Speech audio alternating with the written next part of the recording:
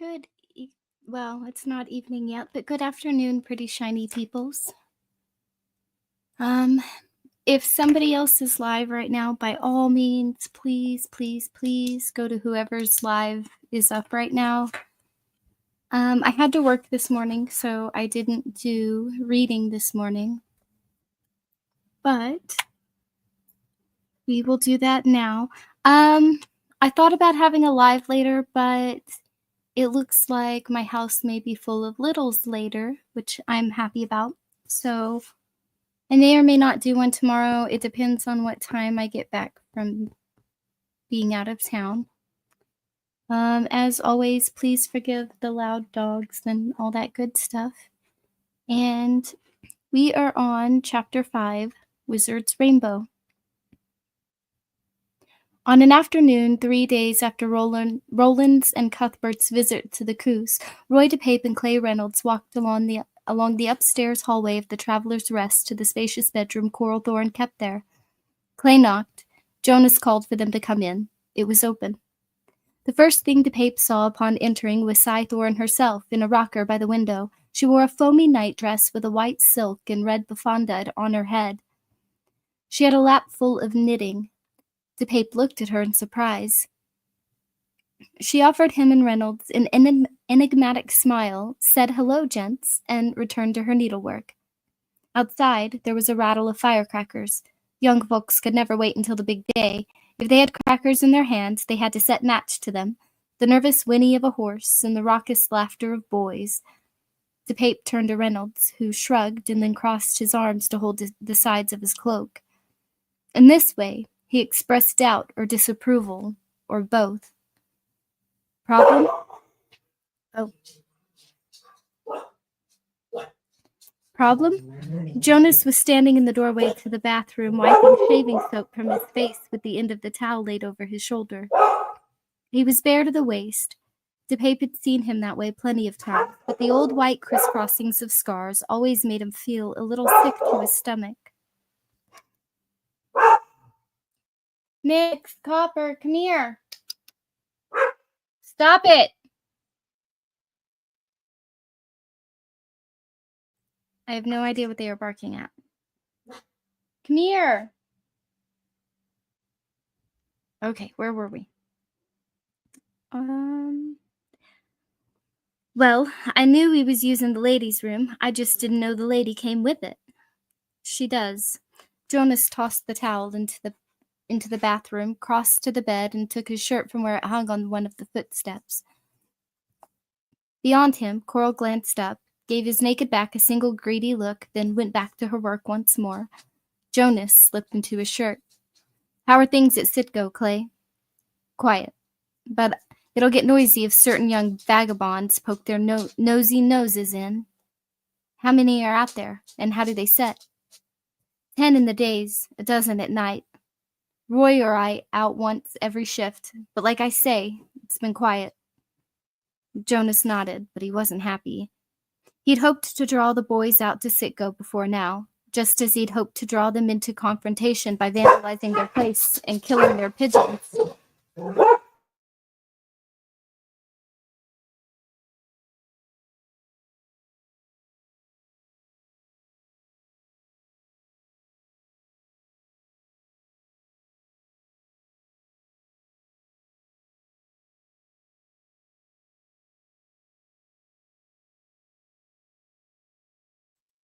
The neighbor's dog decided to start barking, and they decided to have a competition about it. My apologies. Nix!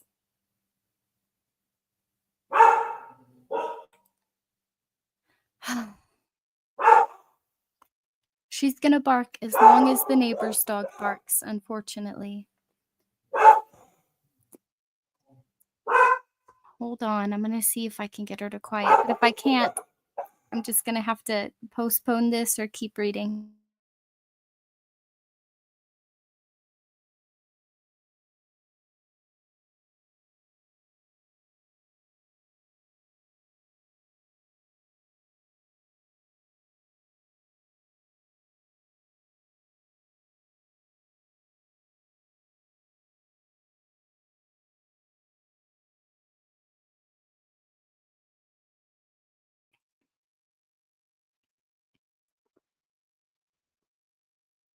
Okay.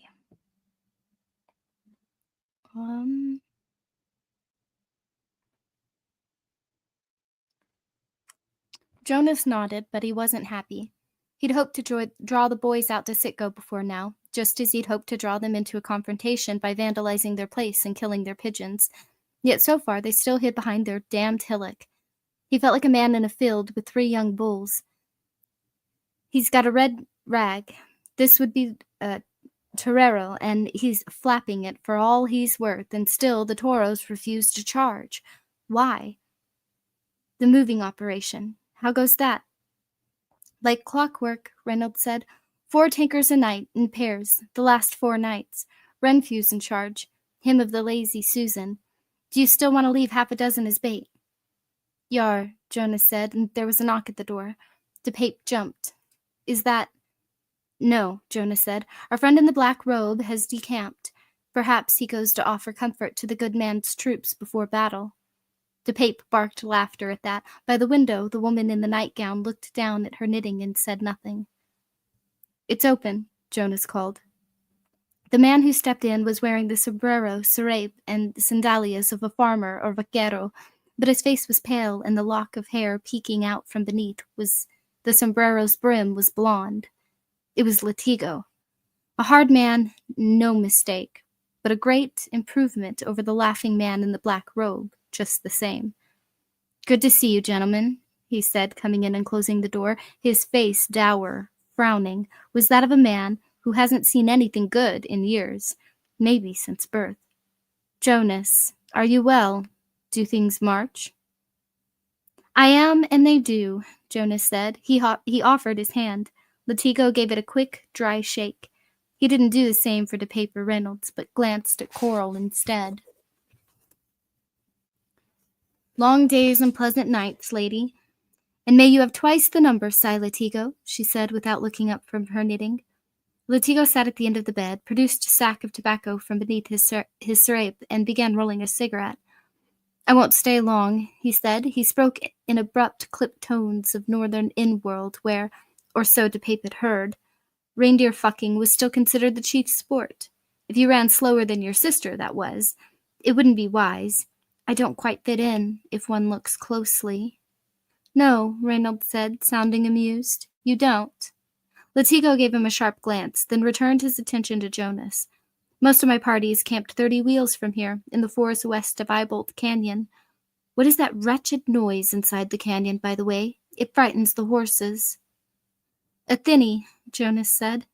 It scares the men, too, if they get too close, Reynolds said. Best to stay away, Cap'n. How many are you? Jonas asked. 100, and well armed. So it's said, we're Lord Perth's men. Don't be an ass. Have they seen any fighting? Enough to know what it is, Latigo said, and Jonas knew he was lying.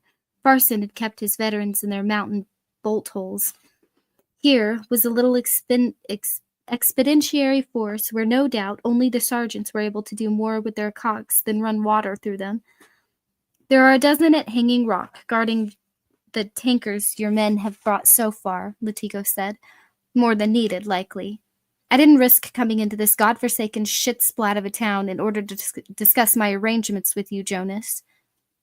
Cry your pardon, Si, Jonas replied, but perfunctorily. He sat on the floor next to Coral's rocker and began to roll a smoke of his own. She put her knitting aside and began to stroke his hair. DePape didn't know what there was about her that Eldred found so fascinating. When he himself looked, he saw only an ugly bitch with a big nose and mosquito-bump titties. As did the 3 young men, Latigo said, with the air of a fellow grinning directly to the heart of the matter. The good man was extremely disturbed to learn there were visitors from in-world in Mejis, and now you tell me they aren't what they claim to be, so just what are they?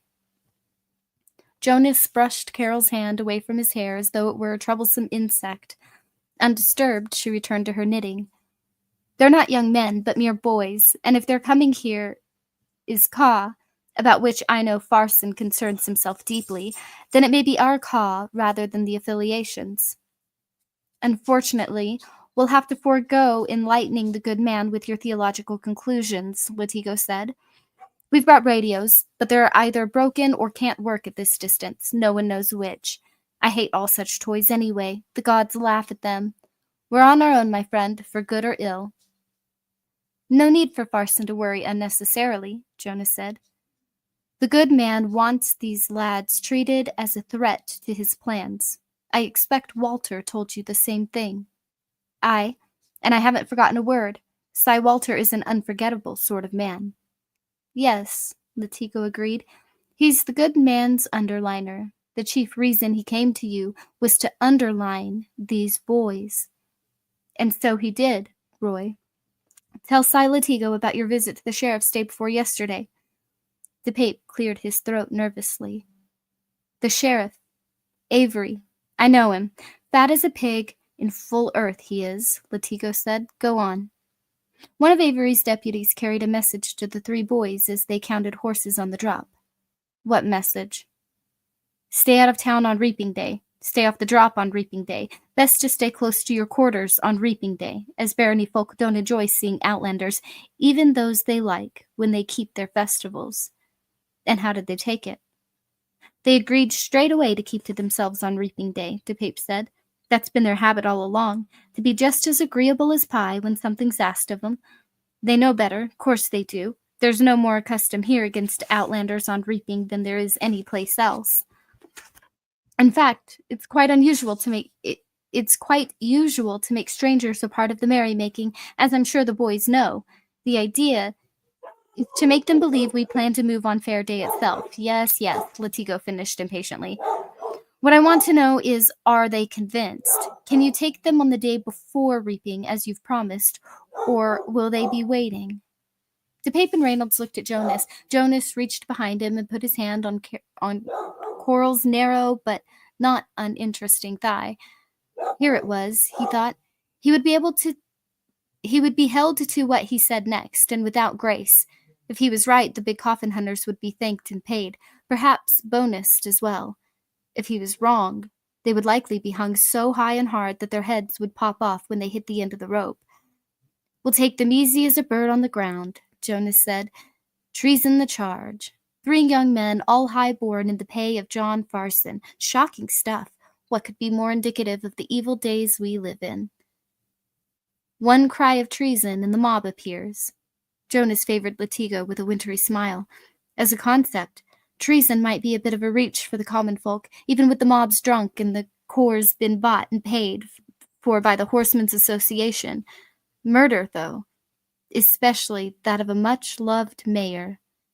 DePape's startled eyes flew to the mayor's sister. What a pity it will be, that lady said and sighed.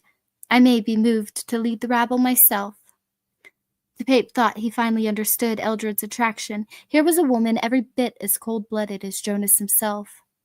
One other matter, Latigo said. A piece of the good man's property was sent with you for safekeeping, a certain glass ball. Jonas nodded. Yes, indeed, a pretty trifle. I understand you left it with the local bruja. Yes. You should take it back. Soon. Don't teach your grandpa to suck eggs, Jonas said a bit testily. I'm waiting until the brats are jugged. Reynolds murmured curiously. Have you seen it yourself, Cy Latigo? Not close up, but I've seen men who have. Latigo paused. One such ran mad and had to be shot. The only other time I saw anyone in such condition was 30 years ago on the edge of the big desert. 'Twas a hut dweller who'd been bitten by a rabid coyote. Bless the turtle, Reynolds murmured and tapped his throat 3 times. He was terrified of rabies. You won't bless anything if the wizard's rainbow gets hold of you, Latigo said grimly, and swung his attention back to Jonas. You want to be even more careful taking it back than you were in giving it over. The old witch woman's likely under its glam by now. I intend to send Reimer and Avery. Avery ain't much of a shake, but Reimer's a trig boy. I'm afraid that won't do, Latigo said. Won't it? Jonas said. His hands tightened on Coral's leg, and he smiled unpleasantly at Latigo. Perhaps you could tell your humble servant why it won't do. It was Coral who answered. Because, said she, when the piece of the wizard's rainbow Rhea holds is taken back into custody, The Chancellor will be busy accompanying my brother to his final resting place." "What's she talking about, Eldred?" DePape asked. "That Reimer dies too," Jonas said. He began to grin. Another foul crime to lay at the feet of John Farson's filthy spy boys. Carol smiled in sweet agreement, but her hands over Jonas's, moved it higher on her thigh, and then picked up her knitting again. The girl, although young, was married. The boy, although fair, was unstable. She met him one night in a remote place to tell him their affair, sweet as it had been, must end.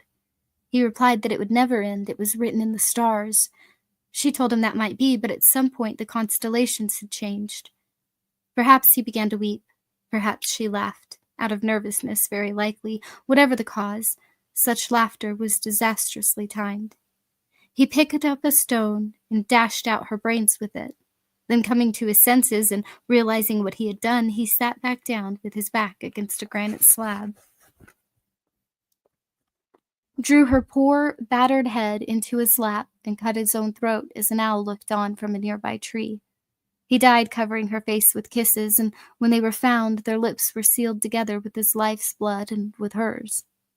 An old story, every town has its version.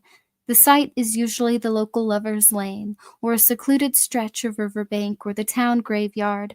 Once the details of what actually happened have been distorted enough to please the morbidly romantic, songs are made. These are usually sung by yearning virgins who play guitar or mando badly and cannot quite stay on key. Choruses tend to include such lachrymose refrains as "Media dia dio," "There they died together, oh." The Hambry version of this quaint tale featured lovers named Robert and Francesca, and it happened in the old days before the world had moved on. The site of the supposed murder-suicide was the Hambry Cemetery, and the stone with which Francesca's brain had been dashed out was a slate marker, and the granite wall against which Robert had been leaning when he clipped his blowpipe had been the Thorin Mausoleum. It was doubtful there had been any Thorins in Hambry or Mahys 5 generations back, but folk tales are, at best, generally no more than lies set in rhyme. True or untrue, the graveyard was considered haunted by the ghosts of the lovers who could be seen, it was said, walking hand in hand among the markers, covered with blood and looking wistful. It was thus seldom visited at night and was a logical spot for Roland, Cuthbert, and Elaine and Susan to meet. By the time the meeting took place, Roland had begun to feel increasingly worried, even desperate. Susan was the problem, or, more properly put, Susan's aunt. Even without Rhea's poisonous letter to help the process along, Cordelia's suspicions of Susan and Roland had hardened into a near certainty.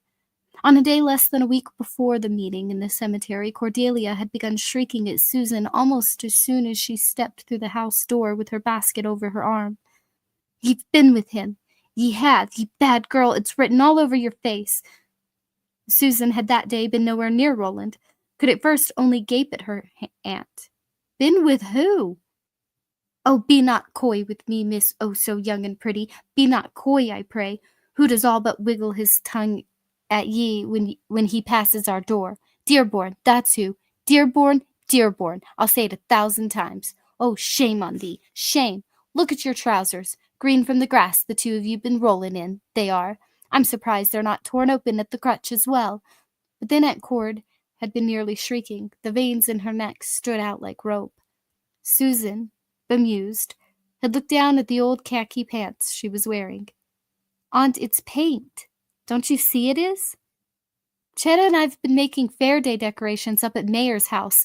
What's on my bottom got there when Hart Thorin, not Dearborn, but Thorin, came upon me in the shed where the decorations and fireworks are stored. He decided it was a good time and place as any to have another little wrestle.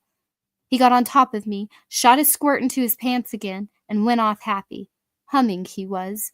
She wrinkled her nose, and although the most she felt for Thorin these days was a kind of sad distaste, her fear of him had passed.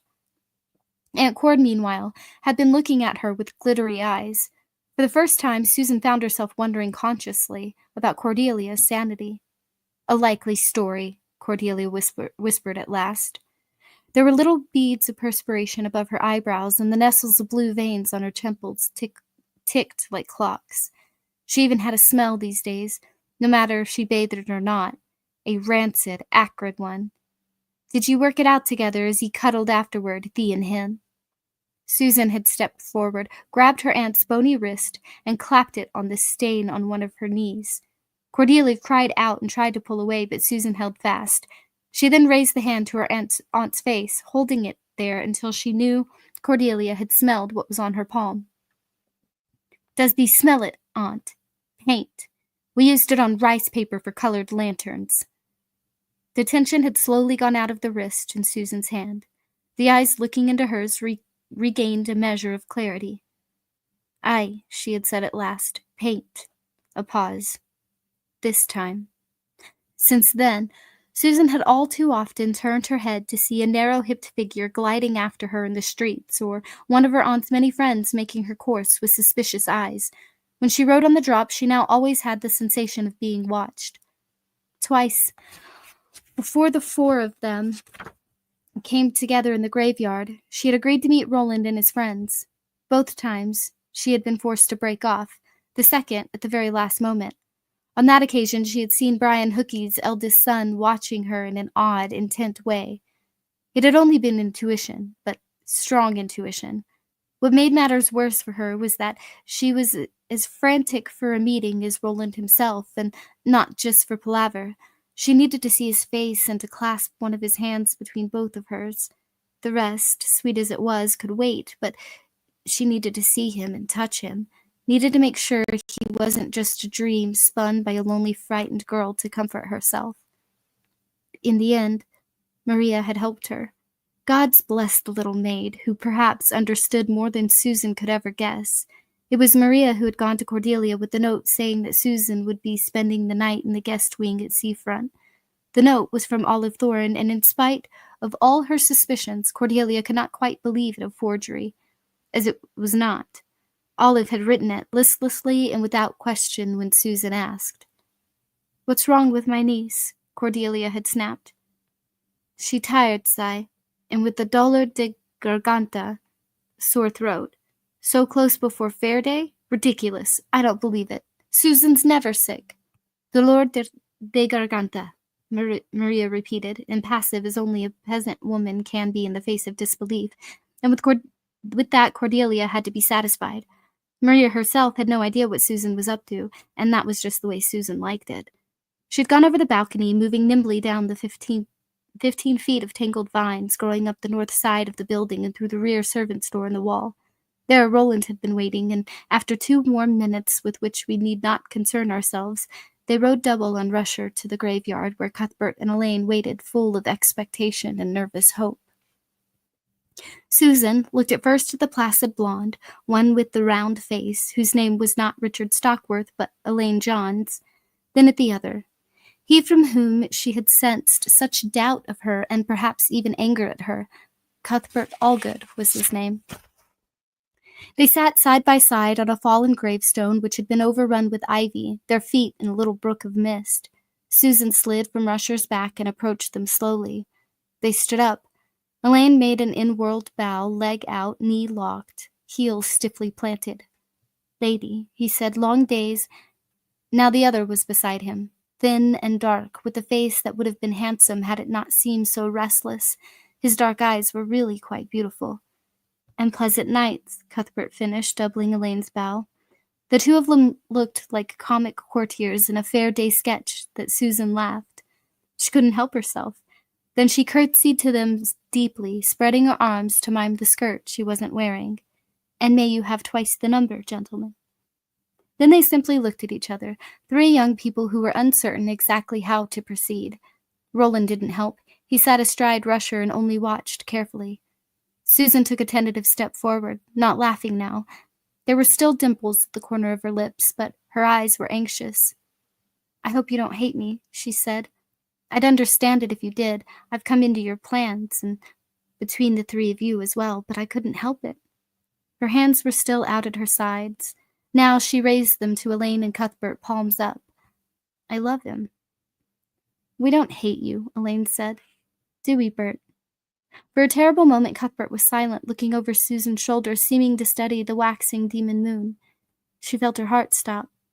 Then his gaze returned to her, and he gave a smile of such sweetness that a confused but brilliant thought, "If I'd met this one first," it began, shot through her mind like a comet. "Roland's love is my love," Cuthbert said. He reached out and took her hands and drew her forward so she stood between him and Elaine like a sister with her two brothers. "For we have been friends since we wore cradle cloths, and will continue as friends until one of us leaves the path and enters the clearing." Then he grinned like a little kid. "Mayhap we all find the end of the path together, the way things are going." "And soon," Elaine added. "Just so long," Susan Delgado finished, "as my Aunt Cordelia doesn't come along as our chaperone." "We are Catet," Roland said. "We are one from many." He looked at each in turn and saw no disagreement in their eyes. They had repaired to the mausoleum, and their breath smoked from their mouths and noses. Roland squatted on his hunkers, looking at the other three, who sat in a line on a stone meditation bench flanked by skeletal bouquets and stone pots. The floor was scattered with the petals of dead roses. Cuthbert and Elaine, on either side of Susan, had their arms around her in a quite unself-conscious fashion. Again, Roland thought of one sister and two protective brothers. "We're greater than we were," Elaine said, "and I feel that very strongly." "I do too," Cuthbert said. He looked around, "and a fine meeting place as well, especially for such a quartet as ours." Roland didn't smile. Repartee had never been his strong suit. "Let's talk about what's going on in Hambry," he said, "and then we'll talk about the immediate future." "We weren't sent here on a mission, you know," Elaine said to Susan. "We were sent by our fathers to get us out of the way, that's all." Roland excited the enmity of a man who is likely a cohort of John Farson's. "Excited the enmity of," Cuthbert said. "That's a good phrase. Round. Round. I intend to remember it and use it every opportunity." "Control yourself," Roland said. "I've no desire to be here all night." "Cry your pardon, O great one," Cuthbert said, but his eyes danced in a decidedly unrepentant way. "We came with the carrier pigeons for sending and receiving of messages," Elaine went on, "but I think the pigeons were laid on so our parents could be sure we were all right." "Yes," Cuthbert said. "What Elaine's trying to say is that we've been caught by surprise. Roland and I have had disagreements about how to go on. He wanted to wait. I didn't. I now believe he was right." "But for the wrong reasons," Roland said in a dry tone. "In any case, we've settled our differences." Susan was looking back and forth between them with something like alarm. What her gaze settled upon was the bruise on Roland's lower left jaw, clearly visible even in the faint light which crept through the half-opened sepultura door. "Settled them how?" "It doesn't matter," Roland said. "Farson intends a battle, or perhaps a series of them in the Shaved Mountains to the northwest of Gilead. To the forces of the affiliation moving toward him, he will seem trapped. In a more ordinary course of things, that might even have been true. Farson intends to engage them, trap them, and destroy them with weapons of the old people. These he will drive with oil from Sitgo, the oil in the tankers we saw, Susan? Where will it be refined so Farson can use it?" "Some place west of here along this route," Cuthbert said. "We think very likely the Vicastes. Do you know it? It's mining country." "I've heard of it, but I've never actually been out of Hambry in my life." She looked levelly at Roland. "I think that's to change soon." "There's a good deal of machinery left over from the days of the old people in those mountains," Elaine said. "Most is up in the draws and the canyons, they say. Robots and killer lights, razor beams, such are called, because they'll cut you clean in half if you run into them. The gods know what else. Some of it's undoubtedly just legend, but where there's smoke, there's often fire. In any case, it seems the most likely spot for refining." "And then they'd take it on to where Farson's waiting," Cuthbert said. "Not that that part matters to us. We've got all we can handle right here in Mayhees." "I've been waiting in order to get it all," Roland said. "Every bit of their damned plunder." In case you haven't noticed, our friend is just a wee nubbin ambitious, Cuthbert said, and winked. Roland paid no attention. He was looking in the direction of Eyebolt Canyon. There was no noise from there this night. The wind had shifted onto its autumn course and away from the town. If we can fire the oil, the rest will go up with it. And the oil is the most important thing anyway. I want to destroy it. Then I want to get the hell out of here. The four of us. They mean to move on reaping day, don't they? Susan asked. Oh, yes, it seems so, Cuthbert said, then laughed. It was a rich, infectious sound, the laughter of a child. And as he did it, he rocked back and forth and held his stomach as a child would. Susan looked puzzled. What? What is it? I can't tell, he said, chortling. It's too rich for me. I'll laugh all the way through it, and Roland will be annoyed. You do it, Al. Tell Susan about our visit from Deputy Dave. He came out to see us at the Barquet, Elaine said, smiling himself. Talked to us like an uncle. Told us Hambry folk don't care for outsiders at their fairs, and we'd best keep right to our place on the day of the full moon. That's insane! Susan spoke indignantly, as one who is apt to when one hears one's hometown unjustly maligned. We welcome strangers to our fairs, so we do, and always have. We're not a bunch of savages. Soft, Cuthbert said, giggling. We know that, but Deputy Dave don't know we know, do he? He knows his wife makes the best white tea for miles around, and after that Dave's pretty much at sea. Sheriff Herc knows a little more, I should judge, but not much.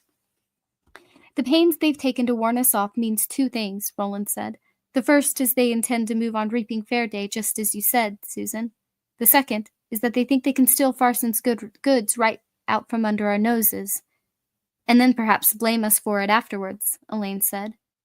She looked curiously from one to the other, then said, What have you planned, then? To destroy what they've left at Sitgo as bait of our own, and then to strike them where they gather, Roland said quietly. That's Hanging Rock. At least half the tankers they mean to take west are there already. They'll have a force of men, as many as 200 perhaps, although I think it will turn out to be less. I intend that all these men should die. If they don't, we will, Elaine said. How can the four of us kill 200 soldiers? We can't. But if we can start one or two of the clustered tankers burning, we think there'll be an explosion, mayhap a fearful one. The surviving soldiers will be terrified, and the surviving leaders infuriated. They'll see us because we'll let ourselves be seen. Elaine and Cuthbert were watching him breathlessly. The rest they had either been told or had guessed, but this part was the counsel Roland had, until now, kept to himself. What then? She asked, frightened. What then? I think we can lead them into Eyebolt Canyon, Roland said. I think we can lead them into the Thinny. Thunderstruck silence greeted this. Then, not without respect, Susan said, You're mad. No, Cuthbert said thoughtfully, he's not. You're thinking about that little cut in the canyon wall, aren't you? Aren't you, Roland? The one just before the jog into canyon floor. Roland nodded. Four could scramble up that way without too much trouble. At the top, we'll pile a fair amount of rock, enough to start a landslide down on any that should try following us. That's horrible, Susan replied. It's survival, Elaine replied. If they're allowed to have the oil and put it to use, they'll slaughter every affiliation man that gets in range of their weapons. The good man takes no prisoners. I didn't say wrong. Only horrible. They were silent for a moment. 4 children contemplating the murders of 200 men, except they wouldn't all be men. Many, perhaps even most, would be boys, roughly their own ages. At last she said, Those not caught in your rock slide will only ride back out of the canyon again. No, they won't. Elaine had seen the lay of the land and now understood the matter almost completely. Roland was nodding, and there was a trace of a smile on his mouth. Why not? The brush at the front of the canyon. We're going to set it on fire, aren't we, Roland? And if the prevailing winds are prevailing that day, the smoke, it'll drive them the rest of the way in, Roland agreed, into the Thinny. How will you set the brush pile alight? Susan asked. I know it's dry, but surely you won't have time to use a sulfur match or your flint and steel. You can help us there, Roland said.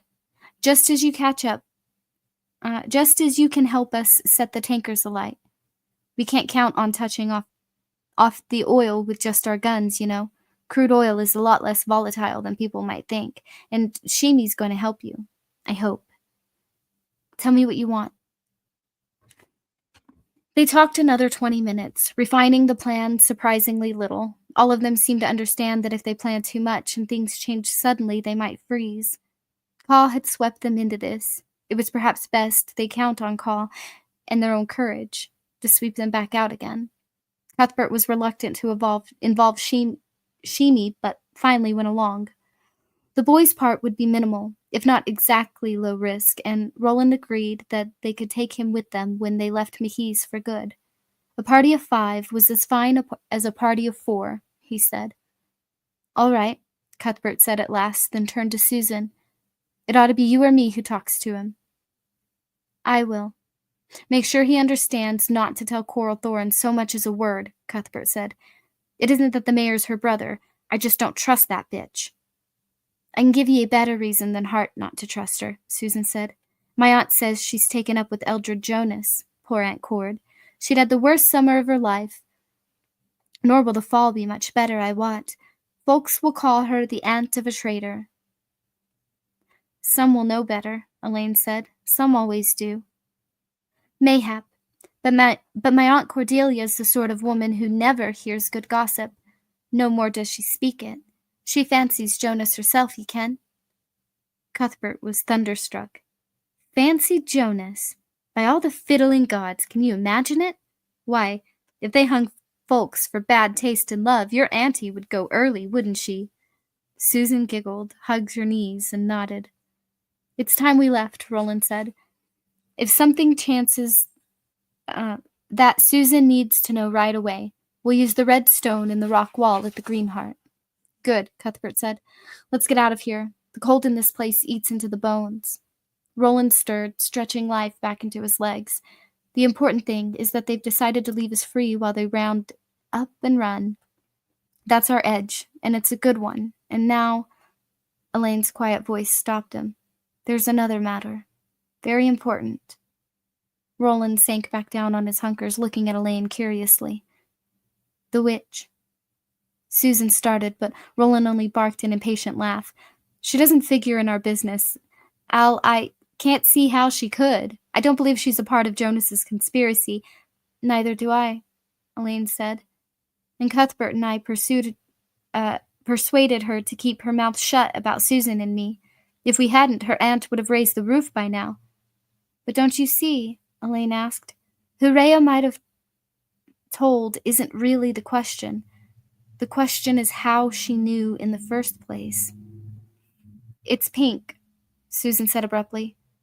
Her hand was on her hair, fingers touching the place where the cut ends had begun to grow out. What's pink? Elaine asked. The moon, she said. Then she shook her head. I don't know. I don't know what I'm talking about. Brainless as Pinch and Jilly, I am. Roland? What's wrong? What ails thee? For Roland was no longer hunkering. He had collapsed into a loose sitting position on the petal-strewn stone floor. He looked like a young man trying not to faint. Outside the mausoleum there was a bony rattle of fall leaves and the cry of a nightjar. Dear gods, he said in a low voice, it can't be. It can't be true. His eyes met Cuthbert's. All the humor had washed out of the latter young man's face, leaving a ruthless and calculating bedrock his own mother might not have recognized, or might not have wanted to. Pink? Cuthbert said. Isn't that interesting? The same word your father happened to mention just before we left, Roland, wasn't it? He warned us about the pink one. We thought it was a joke. Almost. Oh! Elaine's eyes flew open. Oh, fuck! He blurted. He realized what he had said while sitting leg to leg with his best friend's lover and clapped his hands over his mouth. His cheeks flamed red. Susan barely noticed. She was staring at Roland in growing fear and confusion. What? She asked. What is it you know? Tell me. Tell me. I'd like to hypnotize you again, as I did the day in the Willow Grove, Roland said. I want to do it right now, before we talk of this more and drag mud across what you remember. Roland had reached into his pocket while she was speaking. Now he took out a shell, and it began to dance across the back of his hand once more. Her eyes went to it at once, like steel drawn to a magnet. "May I?" he asked. "By your leave, dear." "Aye, as ye will." Her eyes were widening and growing glassy. "I don't know what ye think this time should be any different, but—" She stopped talking, her eyes continuing to follow the dance of the shell across Roland's hand. When he stopped moving it and collapsed it in his fist, her eyes closed. Her breath was soft and regular. "Gods, she went like a stone," Cuthbert whispered, amazed. "She's been hypnotized before. By Rhea, I think." Roland paused, then, "Susan, do you hear me?" "Aye, Roland. I hear ye very well." "I want you to hear another voice, too." "Whose?" Roland beckoned to Elaine. If anyone could break through the block in Susan's mind, or find a way around it, it would be him. "Mine, Susan," Elaine said, coming to Roland's side. "Do you know it?" She smiled with her eyes closed. "Aye, you're Elaine. Richard Stockworth, that was." "That's right." He looked at Roland with nervous, questioning eyes. "What shall I ask her?" But for a moment Roland didn't reply. He was in two other places, both at the same time, and hearing two different voices. Susan by the stream in the willow grove. She says, "Aye, lovely, just so. It's a good girl ye are. Then everything's pink." His father in the yard behind the great hall. "It's the grapefruit. By which I mean it's the pink one. The pink one." Their horses were saddled and loaded. The three boys stood before them, outwardly stolid, inwardly feverish to be gone. The road and the mysteries that lie along it calls out to none as it calls to the young. They were in the courtyard, which lay east of the great hall, not far from where Roland had bested court, setting all these things in motion. It was early morning. The sun was not yet risen, the mist lying over the green fields in gray ribbons. At a distance of about 20 paces, Cuthbert's, Elaine's fathers stood sentry with their legs apart and their hands on the butts of their guns. It was unlikely that Martin, who had for the time being absented himself from the palace, and, so far as anyone knew, from Gilead itself, would mount any sort of attack on them. Not here, but it wasn't entirely out of the question either. So it was that only Roland's father spoke to them as they mounted up to begin their ride east to Mahiz in the outer arc. "One last thing," he said as they adjusted their saddle girths. "I doubt you'll see anything that touches on our interests, not in Mahiz, but I'd have you keep an eye out for a color of the rainbow. The wizard's rainbow, that is." He chuckled, then added, "It's the grapefruit. By which I mean it's the pink one." "Wizard's rainbow is just a fairy tale," Cuthbert said, smiling in response to Stephen's smile. Then, perhaps it was something in Stephen Deschain's eyes. Cuthbert's smile faltered. "Isn't it?" "Not all the old stories are true, but I think that of Merlin's rainbow is," Stephen replied. "It said that once there were 13 glass balls in it, one for each of the 12 guardians, and one representing the nexus point of the beams." "One for the tower," Roland said in a low voice, feeling gooseflesh. "One for the dark tower." "Aye. 13 it was called when I was a boy. We'd tell stories about the black ball around the fire sometimes and scare ourselves silly, unless our fathers caught us at it. My own dad said it wasn't wise to talk about the 13th, for it might hear its name called and roll your way, but Black 13 doesn't matter to you three, not now at least. No, it's the pink one. Merlin's grapefruit." It was impossible to tell how serious he was, or if he was serious at all. If the other balls in the wizard's rainbow did exist, most are broken now. Such things never stay in one place or in one pair of hands for long, and even enchanted glass has a way of breaking. Yet at least 3 or 4 bends of the rainbow may still be rolling around this sad world of ours. The blue, almost certainly. A desert tribe of slow mutants, the total hogs, they called themselves, had that one less than 50 years ago, although it slipped from sight again since. The green and the orange are reputed to be in Lud and Dis, respectively, and just maybe the pink one. "What exactly do they do?" Roland asked. "What are they good for?" "For seeing. Some colors of the wizard's rainbow are reputed to look into the future, others look into other worlds.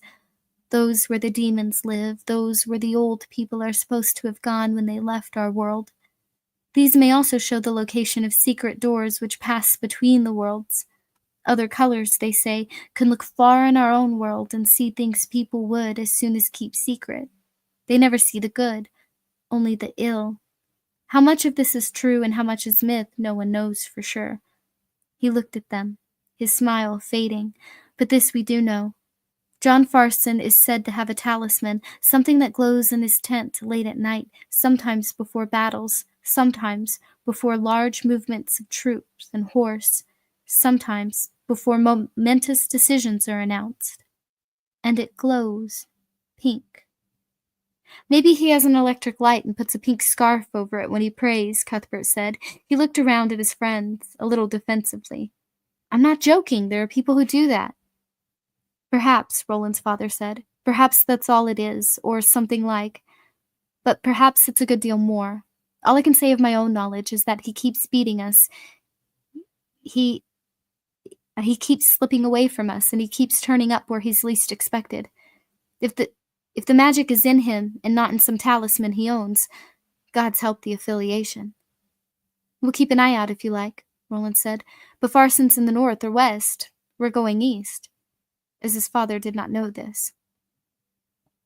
If it's a bend of the rainbow, Stephen replied, it could be anywhere, east or south, as likely as west. He can't keep it with him all the time, you see, no matter how much it would cause his mind and heart to do so. No one can ease his mind and heart to do so. No one can. Why not? Because they're alive and hungry, Stephen said. One begins using them, one ends up being used by them. If Farson has a piece of the rainbow, he'll send it away and call it back only when he needs it. He understands the risk of losing it, but he also understands the risk of keeping it too long. There was a question which the other two, constrained by politeness, couldn't ask. Roland could and did. You are serious about this, Dad? It's not just a leg pull, is it?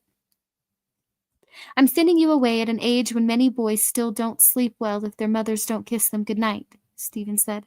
I expect to see all three of you again, alive and well. Mehis is a lovely, quiet place, or was when I was a boy, but I can't be sure of it.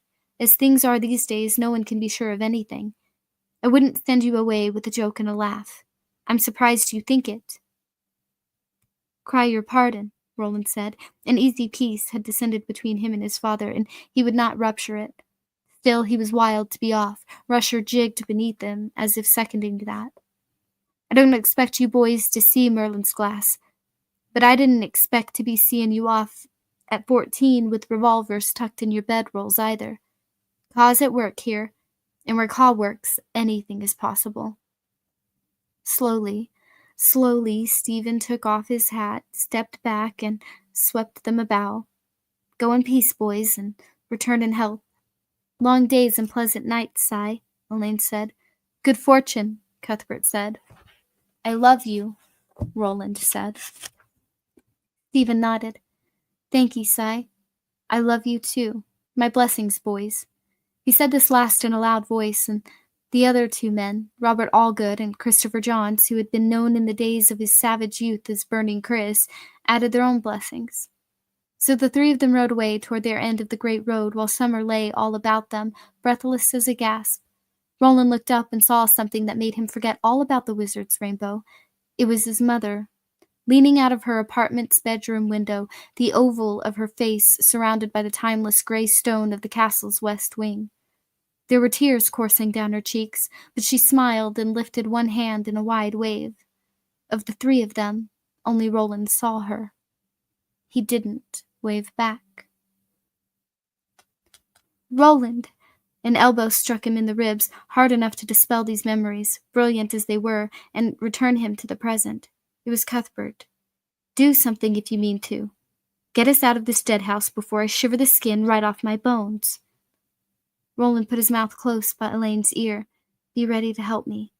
Elaine nodded. Roland turned to Susan. After the first time we were together, and Tet, you went to the stream in the grove. You cut some of your hair.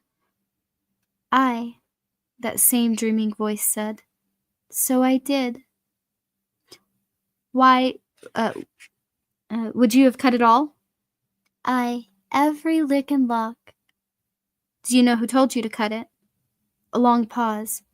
Roland was about to turn to Elaine when she said, "Rhea." Another pause. "She wanted to fiddle me up." "Yes, but what happened later? What about while you stood in the doorway?" "Oh, and something else happened before." "What?" "I fetched her wood. She said she—" and said no more. Roland looked at Cuthbert, who shrugged. Elaine spread his hands. Roland thought of asking the latter boy to step forward and judged it still wasn't quite time. "Never mind the wood for now," he said, "or all that came before. We'll talk of that later, mayhap, but not just yet. What happened as you were leaving? What did she say to you about your hair?" "Whispered in my ear, and she had a Jesus man." "Whispered what?" "I don't know. That part is pink." Here it was. He nodded to Elaine. Elaine bit his lip and stepped forward. He looked frightened, but he took Susan's hand in his own and spoke to her. His voice was calm and soothing.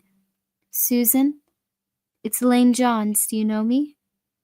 "Aye, Richard Stockworth that was." "What did Rhea whisper in your ear?" A frown, faint as a shadow on the overcast day, creased her brow. "I can't see. It's pink."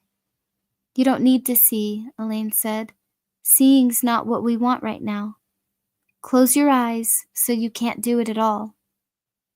"They are closed," she said, a trifle pettishly. She's frightened, Roland thought.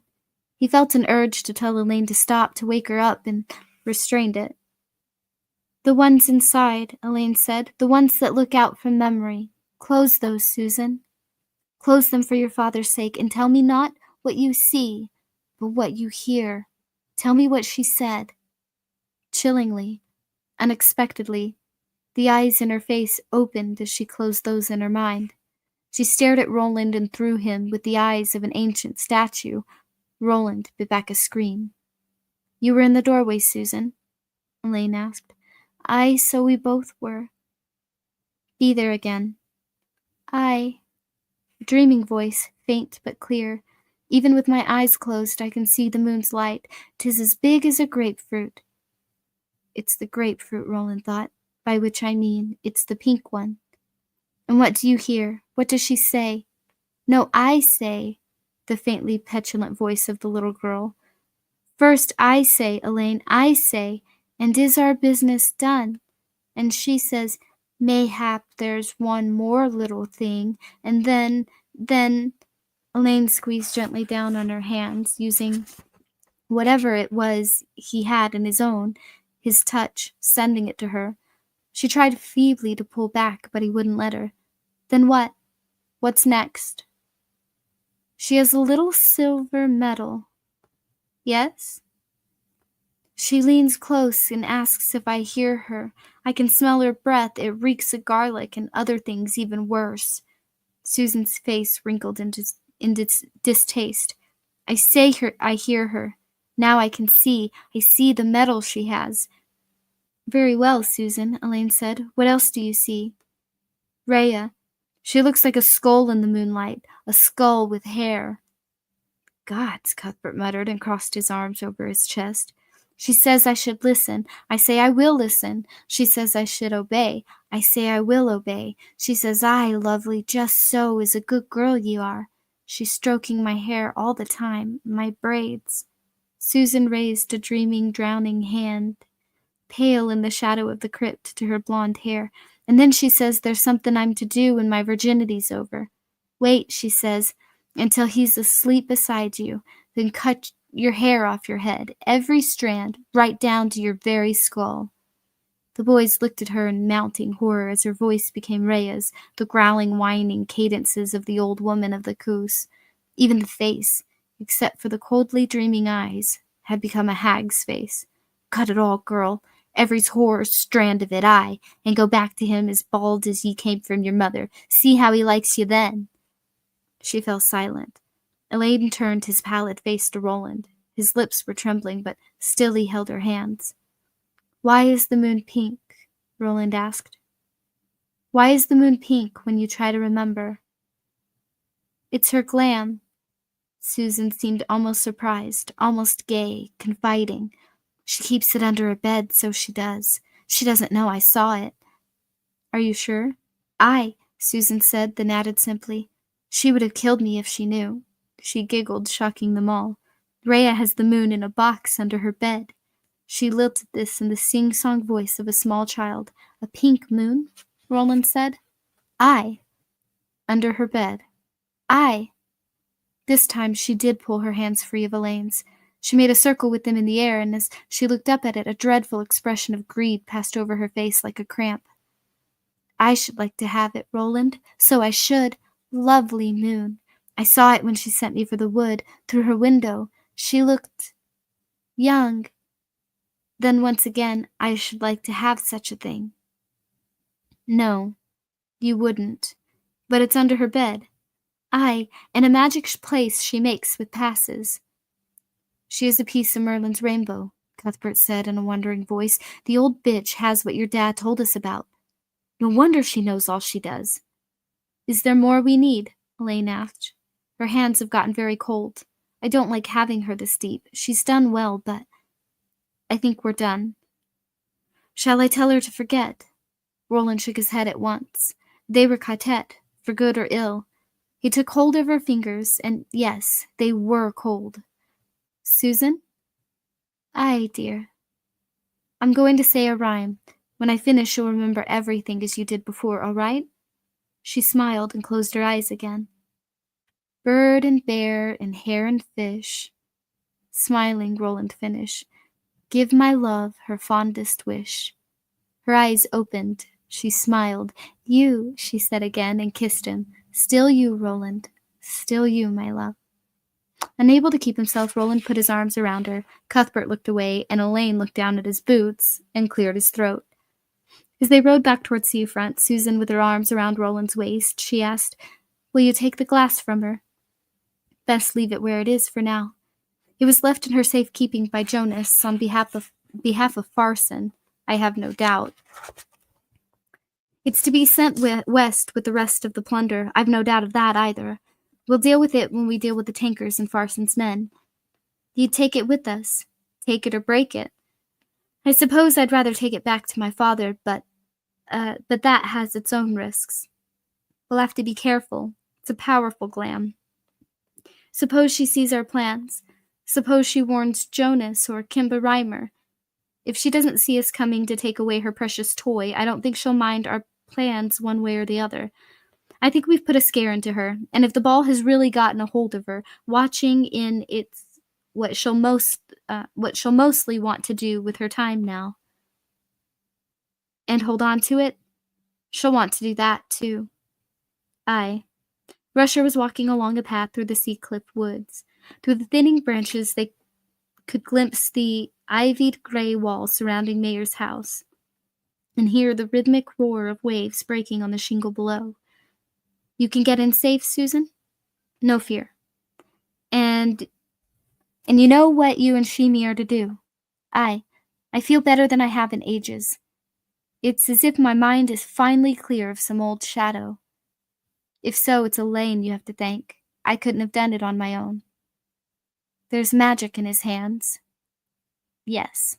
They had reached the servants' door. Susan dismounted with fluid ease. He stepped down himself and stood beside her with an arm around her waist. She was looking up at the moon. "Look. It's flattened enough so you can see the beginning of the demon face. Does thee see it? A blade of nose, a bone of grin. No eye yet, but yes, he saw it. It used to terrify me when I was little." Susan was whispering now, mindful of the house behind the wall. "I'd pull the blind, but the demon moon was full. I was afraid that if he could see me, he'd reach down and take me up to where he was to eat me." Her lips were trembling. "Children are silly, aren't they?" "Sometimes." He hadn't been afraid of the demon moon himself as a small child, but he was afraid of this one. The future seemed so dark, and the way through to the light so slim. "I love thee, Susan. With all my heart I do." I know, and I love thee. She kissed his mouth with gentle open lips, put his hand on her breast for a moment, then kissed the warm palm. He held her, and she looked past him at the ripening moon. A week until the reap, she said. Fin de año is what the vaqueros and labradoros call it. Do they call it so in your land? Near enough, Roland said. It's called closing the year. Women go about giving preserves and kisses. She laughed softly against his shoulder. Perhaps I'll not find things so different after all. You must save all your best kisses for me. I will. Whatever comes, we'll be together, he said, but above them, Demon Moon grinned into the starry dark above the clean sea, as if he knew a different future.